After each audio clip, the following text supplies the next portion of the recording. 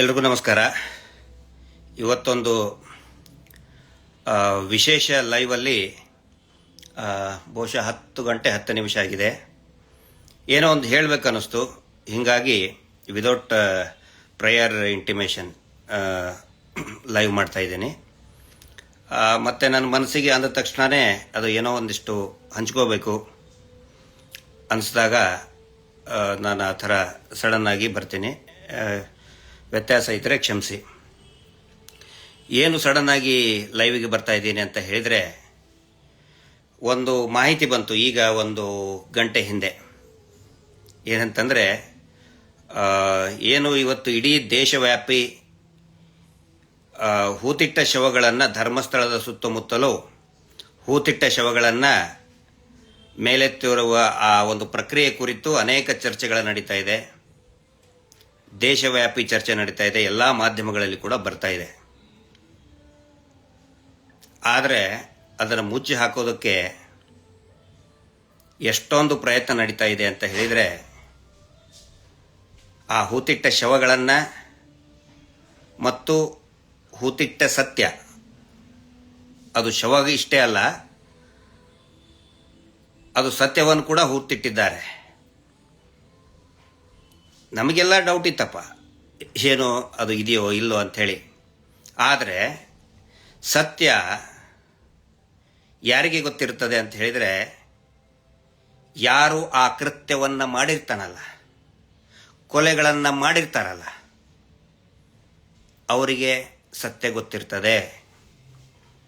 ಅದರ ಸಲುವಾಗಿ ಸಿಕ್ಕಾಪಟ್ಟೆ ಲಗಾಟ ಹೊಡಿತಾ ಇದ್ದಾರೆ. 338 ಹತ್ತತ್ರ 338 TV ಚಾನಲ್ ಇರ್ಬೋದು, ಯೂಟ್ಯೂಬ್ ಇರ್ಬೋದು, ಇಂಜೆಕ್ಷನ್ ತಂದರು. ಇದೇ ನಕಲಿ ದೇವಮಾನವನ ಸ್ವಂತ ತಮ್ಮ. ಇವ್ರು ಮಾಡಿಲ್ಲ ಅಂತ ಹೇಳಿದರೆ ಇವ್ರು ಯಾಕಪ್ಪ ತರ್ತಾರೆ ಅನ್ನೋ ಪ್ರಶ್ನೆ ಎಲ್ಲರಿಗೂ ಕೂಡ ಬರ್ತಾ ಇದೆ. ಮತ್ತು ಎಲ್ರಿಗೂ ಕೂಡ ಖಾತ್ರಿಯಾಗಿದೆ, ಇದೇ ಗ್ಯಾಂಗ್ ಮಾಡಿದೆ ಅಂತ ಗೊತ್ತಾಗಿದೆ. ಇನ್ನು ಏನೇನೋ ಪ್ರಯತ್ನ ಮಾಡ್ತಾ ಹೋದರು. ಈಗ ಕೊನೆ ಅಸ್ತ್ರವಾಗಿ ಗಿರೀಶ್ ಮಟ್ಟಣ್ಣ ಅವ್ರ ಮೇಲೆ, ಅಂದರೆ ನನ್ನ ಮೇಲೆ, ಮತ್ತು ಮಹೇಶ್ ಶೆಟ್ಟಿ ತಿಮ್ಮರೋಡಿ ಅವ್ರ ಮೇಲೆ ಇಡಿ ದಾಳಿ ಮಾಡಿಸ್ಬೇಕು ಅಂತ ಹೇಳಿ ಈ ನಕಲಿ ದೇವಮಾನವ ಕಳೆದ 4 ದಿನದಿಂದ ನಿರಂತರವಾಗಿ ಒತ್ತಡ ಹೇರಿಸ್ತಾ ಇದ್ದಾನೆ. ಇಡಿ ದಾಳಿ ಮಾಡಿ ಗಿರೀಶ್ ಮಟ್ಟಣ್ಣ ಅವ್ರ ಮನೆ ಮೇಲೂ ಮಾಡ್ರಿ, ಮೈ ಮೇಲಾದರೂ ಮಾಡಿ, ಮಹೇಶ್ ಶೆಟ್ಟರ್ ಮೇಲೆ ಮಾಡಿ. ಮಹೇಶ್ ಶೆಟ್ಟರು ಮನೆಯ ಮೇಲೆ ಮಾಡಿದರೆ ನಿಮಗೊಂದಿಷ್ಟು ರಬ್ಬರ್ ಸಿಗ್ತದೆ, ಇಷ್ಟೇ, ಟ್ಯಾಪಿಂಗ್ ರಬ್ಬರ್ ಸಿಗ್ತದೆ.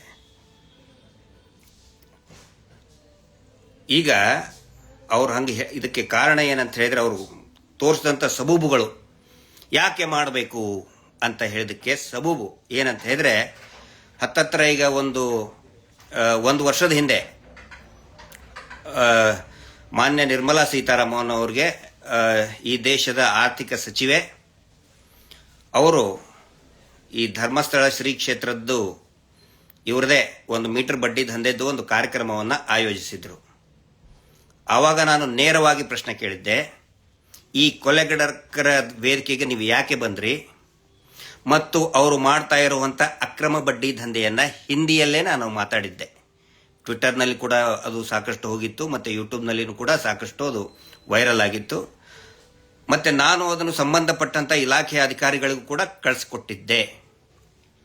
ಅದಕ್ಕೆ ಇವರೇನು ಹೇಳ್ತಾ ಇದ್ದಾರೆ ನೋಡಿ, ನಿಮ್ಮ ವಿರುದ್ಧನೇ ಹೇಗೆ ಮಾತಾಡಿಬಿಟ್ಟಿದ್ದಾರೆ. ನಾನು ಮಾತಾಡಿದ್ದು ಅವ್ರ ವಿರುದ್ಧ ಅಲ್ಲ, ನಾನು ಮಾತಾಡಿದ್ದು ಈ ನಕಲಿ ದೇವ ಮಾನವ ಮಾಡ್ತಾ ಇರುವಂತಹ ಅಕ್ರಮ ಮೀಟರ್ ಬಡ್ಡಿ ದಂಧೆ, ಅದರ ಕುರಿತಾಗಿ ಹೇಳಿದ್ದೆ. ಈಗ ಅದನ್ನು ತೋರಿಸ್ಬಿಟ್ಟು ನೋಡಿ ನಿಮ್ಮ ವಿರುದ್ಧ ಹೆಂಗೆ ಮಾತಾಡಿದ್ದಾರೆ, ಈಗ ಇಡಿ ದಾಳಿ ಮಾಡಿ ಅಂತ ಹೇಳಿ ಇಡಿ ದಾಳಿ ಮಾಡಿ ಉಗಿದು ಕಳಿಸಿದ್ದಾರೆ. ಈ ನಕಲಿ ದೇವಮಾನವನಿಗೆ ನಿನ್ನ ಮೇಲೆ ಏನೋ ಆರೋಪ ಬಂದಿದೆ, ಜನ ತಗೊಂಡು ಹೊಡಿತಾ ಇದ್ದಾರೆ, ಅದ್ರ ಬಗ್ಗೆ ನೋಡು ಅಂತ ಹೇಳಿ ಬಿಗಿದು ಕಳಿಸಿದ್ದಾರೆ. ಈಗ ನಿಜವಾದ ವಿಷಯಕ್ಕೆ ಬರ್ತಾ ಇದ್ದೇನೆ. ಅಂದರೆ ಈ ಸುಮಾರು ಜನ ಕೇಳ್ತಾ ಇದ್ದಾರೆ, ಕೆಲವೊಂದಿಷ್ಟು ರಾಜಕೀಯ ನಾಯಕರು ಇದನ್ನು ಮಾಡಬಾರ್ದು. ಈ ಏನು ಹೂತಿಟ್ಟ ಅಕ್ರಮವನ್ನು ಏನಿದೆ ಅಕ್ರಮನೇ, ಅದು ಹೂತಿಟ್ಟ ಅಕ್ರಮವಾಗಿ ಹೂತಿಟ್ಟಂಥ ಶವಗಳನ್ನು ಹೊರಗಡೆ ತೆಗಿಬಾರ್ದು, ಹಾಗೆ ಹಿಂಗೆ ಅಂತೇಳಿ ಸುಮಾರು ಜನ ನಮಗೂ ಕೂಡ ಕೇಳ್ತಾ ಇದ್ದಾರೆ, ನೋಡಿ ಇದು ರಾಜಕೀಯ ನಾಯಕರು ಹಿಂಗೆ ಯಾಕೆ ಮಾತಾಡ್ತಾ ಇದ್ದಾರೆ ಅಂತೇಳಿ. ಒಂದು ವಿಷಯವನ್ನ ಈ ಸಂದರ್ಭದಲ್ಲಿ ಎಲ್ಲಾ ಸಾರ್ವಜನಿಕರ ಗಮನಕ್ಕೆ, ಅಧಿಕಾರಿಗಳ ಗಮನಕ್ಕೆ ನಾನು ತರೋದಕ್ಕೆ ಇಚ್ಛೆ ಪಡ್ತಾ ಇದ್ದೀನಿ. ಏನಂತ ಹೇಳಿದ್ರೆ, ಈ ವಿಷಯವನ್ನು ನಾನು ಅನೇಕ ಸಾರಿ ಹೇಳಿದ್ದೇನೆ, ದಯವಿಟ್ಟು ಅದನ್ನು ಗಮನಿಸಿ. ಸುಮ್ಮನೆ ನಾನು ನನಗೇನು ರೀಲ್ ಮಾಡೋ ಹುಚ್ಚಿಲ್ಲ, ಬಟ್ ಇನ್ಫಾರ್ಮೇಶನ್ನ ಜನರಿಗೆ ಕೊಟ್ಟು ಜಾಗೃತಿ ಮಾಡುವಂತ ಕೆಲಸವನ್ನ ನಾವು ಮಾಡ್ತಾ ಇದ್ದೀವಿ. ಎದ್ದೇಳಿ ಅಂಥೇಳಿ ಒಂದು ಜನಜಾಗೃತಿಯನ್ನ ಕಳೆದ 2 ವರ್ಷದಿಂದ ನಾವು ಮಾಡ್ತಾ ಇದ್ದೀವಿ. ಎದ್ದೇಳಿ ಜನಸಾಮಾನ್ಯರೇ, ಎದ್ದೇಳು ಮಂಜುನಾಥ. ಅಂದ್ರೆ ಈ ನಕಲಿ ದೇವಮಾನವನ ಕುಟುಂಬ ನಡೆಸ್ತಾ ಇರುವಂತಹ ಅಕ್ರಮ ಮೀಟರ್ ಬಡ್ಡಿ ದಂಧೆ ಮಾಡಬೇಕಾದ್ರೆ ನಿರಂತರವಾಗಿ ನಾನು ಹೇಳಿದ್ದೇನೆ. ಆ ಮೀಟರ್ ಬಡ್ಡಿ ದಂಧೆ ಹೇಗೆ ನಡೀತಾ ಇದೆ ಅಂತ ಹೇಳಿದ್ರೆ, ಸ್ವಸಹಾಯ ಗುಂಪುಗಳನ್ನು ಇವರೇ ರಚಿಸಿ, ನೋಡಿ ಧರ್ಮಸ್ಥಳದಿಂದ ನಾವು ದುಡ್ಡು ಕೊಡ್ತಾ ಇದ್ದೇವೆ, ನಿಮ್ಮ ಊರು ಉದ್ಧಾರ ಮಾಡ್ತೇವೆ ಅಂತ ಹೇಳಿ ಅವರಿಗೆ ಸಾಲದ ರುಚಿ ಹಚ್ಚಿ ಬ್ಯಾಂಕ್ಗಳಿಂದ ಒಂದಿಷ್ಟು ದುಡ್ಡು ಕೊಡಿಸಿ, ನೋಡಿ ಬಹಳ ಅಬ್ಸರ್ವ್ ಮಾಡಿ ಇದನ್ನ, ಅವರು ಮಾಡಿರೋದು ಸ್ವಸಹಾಯ ಗುಂಪುಗಳನ್ನು ಮಾಡ್ತಾರೆ. ಅದರ CC ಅಕೌಂಟನ್ನು ಓಪನ್ ಮಾಡ್ತಾರೆ ಇವರೇ. ಜನರಿಗೆ CC ಪಾಪ ಅಲ್ಲಿ ಬಡಬಗರು ದುಡಿಯುವಂಥ ಕಾರ್ಮಿಕ ವರ್ಗ, ರೈತರಿಗೆ ಅದು ಯಾವ ಅಕೌಂಟ್ ಅಂತೂ ನಾಲೆಜ್ ಇಲ್ಲ. ಇವರೇ ಅಕೌಂಟ್ ಓಪನ್ ಮಾಡಿಸಿ, ಆ ನಂತರ CC ಅಕೌಂಟ್ ಓಪನ್ ಮಾಡಿಸಿ ಒಂದು 10 ಜನರಿಂದ ಮರುದಿನಾನೇ ಒಂದು ಲೆಟರ್ ತಗೋತಾರೆ, ಲೆಟರ್ ಆಫ್ ಅಥರೈಸೇಷನ್. ಮುಂಚೆ ಇವ್ರು ಏನು ಹೇಳ್ತಾರೆ, ನೀವು ಸೈನ್ ಮಾಡಿಬಿಡಿ, ನೀವು ಸೈನ್ ಮಾಡೋದ್ರಿಂದ ನಿಮ್ಮ ಊರಿಗೆ ಸಾಕಷ್ಟು ದುಡ್ಡು ಬರ್ತದೆ ಅಂತ ಹೇಳಿ ಒಂದು ಸೈನು ಅಥವಾ ಹೆಬ್ಬೆಟ್ಟು ತಗೋತಾರೆ. ಅದರ ದಾಖಲೆ ನನ್ನ ಹತ್ರ ಇದೆ. ಅದ್ರ ಮ್ಯಾಟ್ರ್ ಏನಿರ್ತದೆ ಅಂತ ಹೇಳಿದ್ರೆ, ಈ ಖಾತೆಯನ್ನ ನಾನು ಬಳಸುವ ಹಾಗಿಲ್ಲ, ಏನೇ ಈ ಖಾತೆಯನ್ನ ಬಳಸುವಂತಹ ಅಧಿಕಾರ SKDRDP BC ಟ್ರಸ್ಟ್ಗೆ ಇರುತ್ತದೆ. ಅಂದ್ರೆ ಈ ನಕಲಿ ದೇವಮಾನವನ ಒಂದು ಟ್ರಸ್ಟ್ ಅಂತ ಇದೆ, SKDRDP. ಈ ರೀತಿ ನೋಡಿ, ಈಗ ನಾನೇನಾದ್ರೂ ಒಂದು ಅಕೌಂಟ್ ಮಾಡ್ತೀನಿ ಅಂತ ಹೇಳಿದ್ರೆ ನನ್ನ ಸಲುವಾಗಿರ್ತದೆ. ನಂದ ಒಂದು ಸಂಘದ ಸದಸ್ಯನಿದ್ರೆ ಆ ಸಂಘದ ಸದಸ್ಯರಿಗೋಸ್ಕರ ಅಕೌಂಟ್ ಇರ್ತದೆ. ಇವ್ರು ಏನ್ ಮಾಡ್ತಾರೆ, ಅಕೌಂಟ್ ಓಪನ್ ಮಾಡಿ ನೆಕ್ಸ್ಟ್ ಡೇನೆ ಬ್ಲಾಕ್, ಅದು ಅಂದ್ರೆ ಅವ್ರು ಯೂಸ್ ಮಾಡುವಂಗೇನೆ ಇಲ್ಲ. ಎಲ್ಲರೂ ಕೂಡ ಈ ನಕಲಿ ದೇವಮಾನವನ್ನೇ ಮಾಡಬೇಕು. ದುಡ್ಡು ₹1 ಏನಾದರೂ ಹಾಕೋದಿದ್ರೆ ಇವನೇ ಹಾಕಬೇಕು. ಅವರಿಗೆ ₹1 ಹಾಕೋ ಪವರ್ ಇಲ್ಲ, ₹1 ವಿತ್ಡ್ರಾ ಮಾಡೋ ಪವರ್ ಕೂಡ ಇರುವುದಿಲ್ಲ. ಬ್ಯಾಂಕಿಗೆ ಕೊಟ್ಬಿಡ್ತಾರೆ ಅದನ್ನ. ಈ ರೀತಿ ಇಡೀ ರಾಜ್ಯದಲ್ಲಿ 6 ಲಕ್ಷಕ್ಕಿಂತ ಹೆಚ್ಚು ಅಕೌಂಟ್ಗಳನ್ನ ಈ ನಕಲಿ ದೇವಮಾನವ ಕುಟುಂಬದ ಟ್ರಸ್ಟ್ ಮ್ಯಾನೇಜ್ ಮಾಡ್ತಾ ಇದೆ. ಎಲ್ಲಾದ್ರೂ ಕೇಳಿದಾರ ಈ ರೀತಿ? 6 ಲಕ್ಷ ಅಕೌಂಟ್ ಒಂದೇ ಫ್ಯಾಮಿಲಿ ನಡೆಸ್ತಾ ಇದೆ. ಆ ಅಕೌಂಟ್ ಮುಖಾಂತರ ಬೇನಾಮಿ ಹಣ ಅನೇಕ ರಾಜಕಾರಣಿಗಳು ಅದರಲ್ಲಿ ದುಡ್ಡು ಹಾಕಿದ್ದಾರೆ. ಈಗೇನು ಒಬ್ಬೊಬ್ಬರಾಗಿ ಬರ್ತಾ ಇದಾರಲ್ಲ, ಅದೆಲ್ಲ ಸುಳ್ಳು, ಊಹಾಪೋಹ. ನಾನು ಹೇಳ್ತೀನಪ್ಪ, ಊಹಾಪೋಹ ತಿಗಿರಿ ಏನಿದೆ. ಅವ್ರು ಯಾಕೆ ಹೇಳಿಕೆ ಕೊಡ್ತಾ ಇದ್ದಾರೆ ಅಂತ ಹೇಳಿದ್ರೆ, ಅವರೆಲ್ಲರ ದುಡ್ಡು ಕೂಡ ಈ ನಕಲಿ ದೇವಮಾನವನ ಅಕ್ರಮ ಮೀಟರ್ ಬಡ್ಡಿ ದಂಧೆಯಲ್ಲಿ ಸಿಕ್ಕಾಕೊಂಡಿದೆ. ಹೇಳ್ಬಿಟ್ಟಿದ್ದಾರೆ, ಬಡ್ಡಿ ಪೂಜರು ಹೇಳ್ಬಿಟ್ಟಿದ್ದಾರೆ, ನೋಡಿ ನಾನು ಮುಳುಗ್ತಾ ಇದ್ದೀನಿ, ನೀವು ನನ್ನ ಎತ್ತಲಿಲ್ಲ ಅಂದ್ರೆ ನಾನು ನಿಮ್ಮನ್ನು ಮುಳುಗಿಸ್ತೇನೆ, ನಿಮ್ಮ ದುಡ್ಡು ಮುಳುಗ್ತು, ಗೋವಿಂದ ಗೋವಿಂದ ಗೋವಿಂದ ಅಂತ ಹೇಳಿ 3 ಸಾರಿ ಹೇಳ್ಬಿಟ್ಟಾರೆ. ನಾನು ಮುಳುಗಿದ್ರೆ ನಿಮ್ಮ ದುಡ್ಡು ಗೋವಿಂದ. ಯಾರ್ಯಾರು ರಾಜಕಾರಣಿಗಳು ಕಪ್ಪು ಹಣವನ್ನ ಇಟ್ಟಿದಾರಲ್ಲ ಅವ್ರಿಗೆಲ್ಲರಿಗೂ ಕೂಡ ಹೇಳ್ಬಿಟ್ಟಿದ್ದಾನೆ, ಬಡ್ಡಿ ಪೂಜರು ಹೇಳ್ಬಿಟ್ಟಿದ್ದಾರೆ, ನಾನು ಮುಳುಗಿದ್ರೆ ನೀವು ಮುಳುಗ್ದಂಗೆ, ನಿಮ್ಮ ದುಡ್ಡು ಮುಳುಗ್ತು, ಗೋವಿಂದ. ನಾನು ಅದರ ಸಲುವಾಗಿ ಕಳೆದ 2 ವರ್ಷಗಳಿಂದ ED ಅವರಿಗೆ ನಾವು ವಿನಂತಿ ಮಾಡ್ಕೊತಾ ಇದ್ದೀವಿ, ಬಹಿರಂಗವಾಗಿ ವಿನಂತಿ ಮಾಡ್ಕೊತಾ ಇದ್ದೀವಿ. ಅನೇಕ ಹೋರಾಟದ ವೇದಿಕೆಯಲ್ಲಿ ಕೂಡ ನಾನು ಹೇಳಿದ್ದೀನಿ, ದಯವಿಟ್ಟು ನಮ್ಮನ್ನ ಎನ್ಕ್ವೈರಿ ಮಾಡಿ ಮೊದಲು, ಅವಾಗ ನಮಗೊಂದು ಅವಕಾಶ ಸಿಗುತ್ತೆ. ನಾವೇನಾದ್ರೂ ಅಪಪ್ರಚಾರ ಮಾಡಿದ್ರೆ, ನಾವೇನಾದ್ರೂ ಕೋಟ್ಯಾಂತರ ರೂಪಾಯಿ ಅವ್ಯವಹಾರ ಮಾಡಿದ್ರೆ ತನಿಖೆಗೆ ಒಳಪಡಿಸಿ ಸ್ವಾಮಿ. EDನೋ CBIನೋ ಇನ್ನೇನೇನದಾವ ಎಲ್ಲಾನು ಮಾಡಿ, ಅವಾಗಿಂತ ಹೇಳ್ತಾ ಇದ್ದೀವಿ. ಈಗ ಏನಾದರೂ ಒಂದು ವೇಳೆ ನಮ್ಮ ಮೇಲೆ ED ತನಿಖೆ ಆದರೆ ಅದರಂತ ಒಳ್ಳೆಯ ಅವಕಾಶ ನಮಗಿಲ್ಲ. ಎಲ್ಲವನ್ನು ಕೂಡ ಬಿಚ್ಚಿಡೋದಕ್ಕೆ ನಾವು ರೆಡಿ ಇದ್ದೀವಿ. ಯಾವ್ಯಾವ ಲೀಡರ್ಗಳು 1000 DKC ಫಸ್ಟ್ ಬರ್ತಾರೆ ಅದರಲ್ಲಿ. 1000 DKCಗಳು. ಇವರ ಅಕ್ರಮ ಹಣ ಇರೋದೇ ಅದರಲ್ಲಿ. ಇವರ ತಮ್ಮ ಅಕ್ರಮ ಏನದು 1000 DKCಯ ತಮ್ಮನವರು ಪದೇ ಪದೇ ಹೋಗಿ ನೋಡಿ. ಮೀಟರ್ ಬಡ್ಡಿ ದಂಧೆದ್ದು ಯಾವ ರೀತಿ ಇದನ್ನ ಮಾಡಿದ್ದಾರೆ, ಪ್ಲಾನ್ ಮಾಡಿದ್ದಾರೆ ಅಂದ್ರೆ, ಜನಗಳು ಕ್ಯಾಶ್ ಅಲ್ಲೇ ದುಡ್ಡು ಕೊಡಬೇಕು ಅವರಿಗೆ. ಅದು ಪ್ರತಿ ವಾರ ಕೊಡಬೇಕು. ಪ್ರತಿ ವಾರ ಕೊಡಬೇಕು ಅನ್ನುವಂಥ ಯಾವುದೇ ರೂಲ್ಸ್ ಕೂಡ ಇಲ್ಲ. ಕಲೆಕ್ಟ್ ಮಾಡೋರು ಯಾರು? ಬ್ಯಾಂಕಿನವರಲ್ಲ. ಇದೇ ಬಡ್ಡಿ ಪೂಜ್ಯರ ಈ ಸಂಸ್ಥೆ ಇದೆಯಲ್ಲ, ಆ ಸಂಸ್ಥೆಯ ಪದಾಧಿಕಾರಿಗಳಿಗೆ ಅಧಿಕಾರಿ ಅಂತ ಇಟ್ಬಿಟ್ಟಿದ್ದಾರೆ. ಅಧಿಕಾರಿಗಳು ಬೆಳಗ್ಗೆ 6 ಗಂಟೆಗೆ ಹೋಗಿ ವಸೂಲಿ ಮಾಡ್ತಾರೆ. ರಾಜ್ಯಾದ್ಯಂತ ಸಾವಿರಾರು ಜನ ಆತ್ಮಹತ್ಯೆಯನ್ನ ಮಾಡಿಕೊಂಡ್ರು, ಊರು ಬಿಟ್ಟರು. ದೊಡ್ಡ ಸುದ್ದಿ ಆಯಿತು.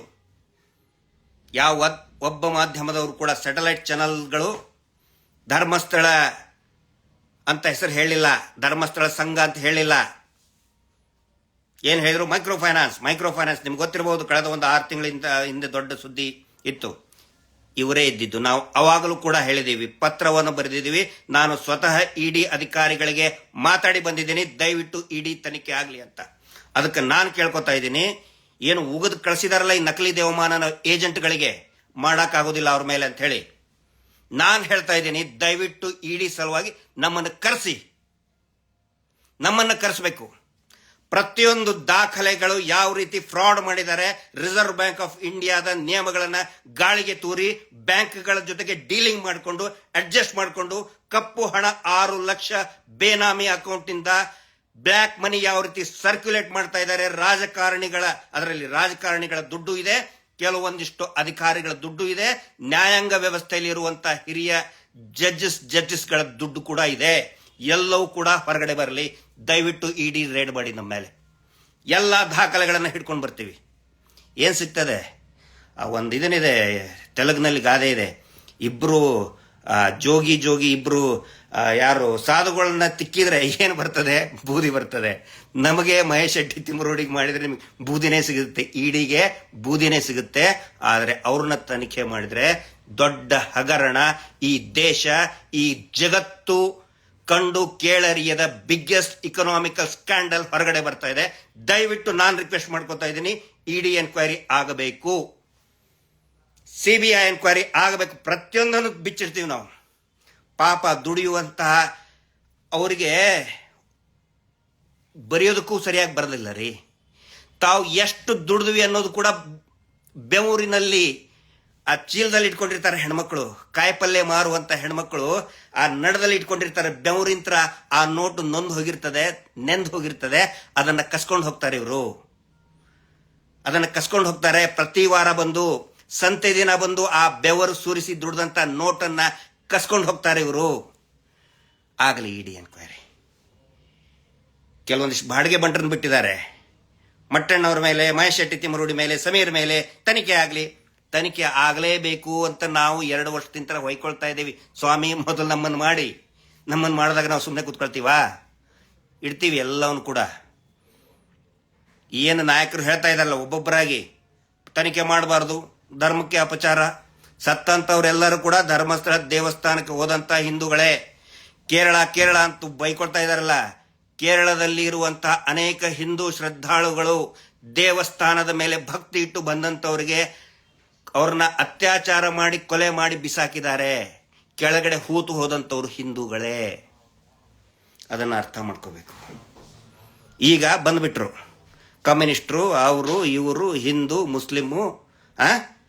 ಹೊರಗಡೆ ಬಂದಾಗ ಒಬ್ಬೊಬ್ಬರ ಹೆಸರು ಎತ್ತಿ ಮಾತಾಡ್ತೀನಿ ನಾನು. ಈಗ ಮಾತಾಡಲ್ಲ. ಯಾವ್ಯಾವನು ಹೇಳಿದಾನಲ್ಲ, ಹಿಂದೂ ಮುಸ್ಲಿಮು ಮುಸಲ್ಮಾನು ಹೆಸರು ಎತ್ತಿ ಮಾತಾಡ್ತೀನಿ. ಒಬ್ಬೊಬ್ಬರದ್ದು ಹೆಸರು ಎತ್ತಿ ಮಾತಾಡ್ತೀನಿ. ಯಾವನು ಎಷ್ಟೆಷ್ಟು ದುಡ್ಡು ಇಟ್ಟಿದ್ದಾನೆ ಈ ಮೀಟರ್ ಬಡ್ಡಿ ದಂಧೆಯಲ್ಲಿ ಹೆಸರು ಎತ್ತಿ ಮಾತಾಡ್ತೀನಿ ನಾನು. ಇಡೀ ರಾಜ್ಯನ ಹೆಂಗ್ ಮಾಡಿಬಿಟ್ಟಿದ್ದಾರೆ ಅಂತ ಹೇಳಿದ್ರೆ, ಈ ರಾಜಕಾರಣಿಗಳೇ ದುಡ್ಡು ಹಾಕಿಸ್ಕೊಳ್ಳೋದು, ಅದೇ ದುಡ್ಡನ್ನ ಈ ಮೀಟರ್ ಬಡ್ಡಿ ದಂಧೆಯಲ್ಲಿ ಹಾಕಿಬಿಡೋದು. ಹಾಕಿ ವಾರ ಬಲವಂತವಾಗಿ ಜನಸಾಮಾನ್ಯರಿಂತ್ರ ಅಕ್ರಮವಾಗಿ ಬಡ್ಡಿ ದಂಧೆ ವಸೂಲಿ ಮಾಡೋದು. ನರಕ ಸೃಷ್ಟಿ ಮಾಡಿಬಿಟ್ಟಿದ್ದಾರೆ. ನೀವು ಕೇಳ್ತಿರಲ್ಲ, ಯಾಕೆ ಯಾರು ಮಾತಾಡ್ತಾ ಇಲ್ಲ, ರಾಜಕಾರಣಿಗಳು ಯಾಕೆ ಮಾತಾಡ್ತಿಲ್ಲ? ಎಲ್ಲರ ದುಡ್ಡು ಇದೆ ಇದರಲ್ಲಿ. ಆ ನಂತರ ಇನ್ನೊಂದು ಅಬ್ಸರ್ವ್ ಮಾಡಿ, ದಯವಿಟ್ಟು ಪ್ರಜ್ಞಾವಂತರು ಅಬ್ಸರ್ವ್ ಮಾಡಿ ಇದನ್ನ. ಇಲೆಕ್ಷನ್ ಟೈಮಲ್ಲಿ ಈ ಇಲೆಕ್ಷನ್ ಅನೌನ್ಸ್ ಆದಮೇಲೆ ಕೋಡ್ ಆಫ್ ಕಂಡಕ್ಟ್ ಅಂತ ಜಾರಿ ಬರ್ತದೆ. ಕೋಡ್ ಆಫ್ ಕಂಡಕ್ಟ್ ಅಲ್ಲಿದ್ದಾಗ ಪ್ರತಿ ಊರಿಗೂ ಕೂಡ ಒಂದೊಂದು ಬ್ಯಾರಿಕೇಡ್ ಹಾಕಿರ್ತಾರೆ, ನೋಡಿದ್ದೀರಲ್ಲ ನೀವು. ಅಂದ್ರೆ ದುಡ್ಡು ಯಾರಾದರೂ ಅಕ್ರಮವಾಗಿ 50,000ಕ್ಕಿಂತ 10,000 ಜೇಬಲ್ಲಿ ಇಟ್ಟು ಕೂಡ ಚೆಕ್ ಮಾಡ್ತಾರೆ. 10,000 ರೂಪಾಯಿ ಜೋಬಲ್ಲಿ ಇಟ್ಕೊಂಡ್ರೆ 5,000 ಎದುರು ಎಲ್ಲಿಂದ ಬಂತು ಅಂತ ಕೇಳ್ತಾರೆ. ಕೇಳಿದ್ರಲ್ಲ, ಅಲ್ಲಿ ಟ್ರೇಡ್ ಆಯ್ತು, ಇಲ್ಲಿ ಟ್ರೇಡ್ ಆಯ್ತು. ಇವರು ಪ್ರತಿ ವಾರ ಆ ಕೋಡ್ ಆಫ್ ಕಂಡಕ್ಟ್ ಇದ್ದಾಗಲೇ ಒಂದೊಂದು ಗ್ರಾಮ, ಒಂದೊಂದು ಇದರಿಂತ್ರ ಝೋನ್ ನಿಂತ್ರ ಕೋಟಿಗಟ್ಟಲೆ ದುಡ್ಡನ್ನು ಸಾಗಿಸ್ತಾರೆ. ಒಬ್ಬರಾದ್ರೂ ಹಿಡಿದಿದ್ದು ನೋಡಿದ್ದೀರಾ ನೀವು? ಒಂದು ಸಾರಿ ಆದ್ರೂ ನ್ಯೂಸ್ ಆಗಿದೆಯಾ? ಎಲ್ಲವೂ ಕೂಡ ಇವ್ರು ಕ್ಯಾಶೇ ಕಲೆಕ್ಟ್ ಮಾಡ್ಕೋತಾರೆ. ಪ್ರತಿ ವಾರ ನಾನು ಲೆಕ್ಕ ಸಹಿಮೆ ಅಂತ ಹೇಳಿದ್ದೇನೆ, ಒಂದು ವಾರಕ್ಕೆ 1,000 ಕೋಟಿ ರೂಪಾಯಿ ಕ್ಯಾಶ್ ಬ್ಲ್ಯಾಕ್ ಮನಿ ಕಲೆಕ್ಟ್ ಆಗ್ತಾ ಇದೆ. ಒಂದು ದಿನನೂ ಯಾಕೆ ಹಿಡಿಯಲ್ಲ ಹೇಳಿ? ಎಲ್ಲಾ ರಾಜಕಾರಣಿಗಳ ದುಡ್ಡು ಬ್ಲ್ಯಾಕ್ ಮನಿ ಅದರಲ್ಲಿದೆ, ಹಿಂಗಾಗಿ ಹಿಡಿಯಲ್ಲ. ಇಲೆಕ್ಷನ್ ಬಂದಾಗ ಇಲೆಕ್ಷನ್ ದುಡ್ಡು ಹಂಚಬೇಕಲ್ಲ, ಅದೇ ದುಡ್ಡನ್ನ, ಆ ಊರಿನ ದುಡ್ಡನ್ನ ಆ ಊರಿನ ಇಲೆಕ್ಷನ್ ಕ್ಯಾಂಡಿಡೇಟ್ಗಳಿಗೆ ಇಬ್ಬರಿಗೂ ಕೊಡ್ತಾರೆ. ಯಾರ್ಯಾರು ಮೇಜರ್ ಪಾರ್ಟಿ ಇದೆ ಎಲ್ಲರಿಗೂ ಕೊಟ್ಬಿಡ್ತಾರೆ. ನೀ ಇಷ್ಟು ತಗೋ, ಗೆಲ್ಲೊಂದಿದ್ರೆ ಜಾಸ್ತಿ ಕೊಡ್ತಾರೆ, ಸ್ವಲ್ಪ ಕೊಡ್ತಾರೆ, ಇನ್ನೊಬ್ಬರು ಸ್ವಲ್ಪ ಕೊಡ್ತಾರೆ. ಹಿಂಗಾಗಿ ಅನೇಕ ಜನರಿಗೆ ಕೊಟ್ಟಿದ್ದಾರೆ, ಎಲ್ಲರಿಗೂ ಅಂತ ನಾನು ಹೇಳ್ತಾ ಇಲ್ಲ. ಅನೇಕ ಜನ ಯಾರು ಪ್ರಮುಖರಿದ್ದಾರೆ, ಎಲ್ಲಾ ಪಕ್ಷದ ಪ್ರಮುಖ ಲೀಡರ್ಗಳಿಗೆ ಈ ಬ್ಲ್ಯಾಕ್ ಮನಿಯನ್ನ ಕೊಟ್ಟುಬಿಟ್ಟಿದ್ದಾರೆ. ಹಿಂಗಾಗಿ ಇವತ್ತು ಸಿಕ್ಕಾಕೊಂಡು ಬಿಟ್ಟಿದ್ದಾರೆ ಎಲ್ಲರೂ. ನಕಲಿ ದೇವಮಾನವನ ಹತ್ರ, ಬಡ್ಡಿ ಪೂಜ್ಯರ ಹತ್ರ. ಬಡ್ಡಿ ಪೂಜ್ಯರು ಹೇಳ್ಬಿಟ್ಟಿದ್ದಾರೆ, ನಾನಂತೂ ಮುಳುಗ್ತಾ ಇದ್ದೀನಿ, ನಾನು ಮುಳುಗಿದ್ರೆ ನಿಮ್ ದುಡ್ಡು ಗೋವಿಂದ, ಇಷ್ಟೇ. ಹಿಂಗಾಗಿ ಈಗ ಇದನ್ನ ನಿಲ್ಲಿಸಬೇಕು, ಹೂತಿಟ್ಟ ಶವಗಳನ್ನ ಮೇಲೆತ್ತುವುದನ್ನು ನಿಲ್ಲಿಸಬೇಕು ಅಂತೇಳಿ ಗಿರೀಶ್ ಮಟ್ಟಣ್ಣವರು ಮತ್ತು ಮಹೇಶ್ ಶೆಟ್ಟಿ ತಿಮ್ಮರೋಡಿ ಇಡಿ ದಾಳಿ ಮಾಡಿ, ನಾನು ಹೇಳ್ತಾ ಇದ್ದೀನಿ ಮಾಡಿ. ಆದರೆ ಅವರು ಉಗಿದು ಕಳಿಸಿದ್ದಾರೆ, ಅದು ಮಾತು ಬೇರೆ. ನಮಗದರಿಂದ ನಿರಾಶೆ ಆಗಿದೆ. ಮೊದಲು ಮಾಡಿ ಅದನ್ನ. ಯಾವ್ಯಾವನು ದುಡ್ಡಿಟ್ಟಿದ್ದಾನೆ, 1000 DKಶಿಗಳ ದುಡ್ಡು ಡಿಸೆಂಟ್ರಿ ಹತ್ಬಿಟ್ಟಿದೆ ಪಾಪ ಅವರಿಗೆ. ಹಿಂಗಾಗಿ ಅವರ ಸ್ನೇಹ ಇರುವಂಥ ಸ್ನೇಹಮಯಿಗಳು ಇವತ್ತು ಹೇಳಿಕೆ ಕೊಡ್ತಾ ಇದ್ದಾರೆ, ಏಜೆಂಟ್ರುಗಳು ಮಾಡಲಿ. ಯುದ್ಧಾಯ ಕೃತ ನಿಶ್ಚಯ, ಯುದ್ಧ ಪ್ರಾರಂಭ ಆಗಿದೆ. ಈ ನಕಲಿ ದೇವ ಮಾನವ ಏನು ಆಟ ಆಡ್ತಾನೆ, ಏನು ಅಸ್ತ್ರ ಬಳಸ್ತಾನೆ, ಬಳಸಲಿ. ಯಾವ ಕಾರಣಕ್ಕೂ ಮುಂದಿಟ್ಟ ಹೆಜ್ಜೆ ಹಿಂದಿಡೋರಲ್ಲ, ಯಾವ ಕಾರಣಕ್ಕೂ ನಾವು ಯಾವುದೇ ಬ್ಲ್ಯಾಕ್ ಮೇಲ್ಗೆ ಹೆದರ್ದವರಲ್ಲ, ತಲೆನೇ ಕೆಡಿಸ್ಕೊಳ್ಳಲ್ಲ. ನೀವು ಹಾಕಿದಂತಹ ಬಿಟ್ಟಂತ ಅಸ್ತ್ರವನ್ನ ನಿಮ್ಮ ಮೇಲೇನೆ ಪ್ರಯೋಗ ಮಾಡೋದಕ್ಕೆ ಸಿದ್ಧರಿದ್ದೇವೆ. ಯುದ್ಧದಲ್ಲಿ ಸೌಜನ್ಯಾಳ ಜಯ ನಿಶ್ಚಿತ, ಖಂಡಿತ. ಇದು ಸತ್ಯ. ಸೌಜನ್ಯ ಹೋರಾಟಕ್ಕೆ ಜಯ ಸಿಕ್ಕೇ ಸಿಗುತ್ತೆ. Justice for Soujanya. ನಮಸ್ತೆ.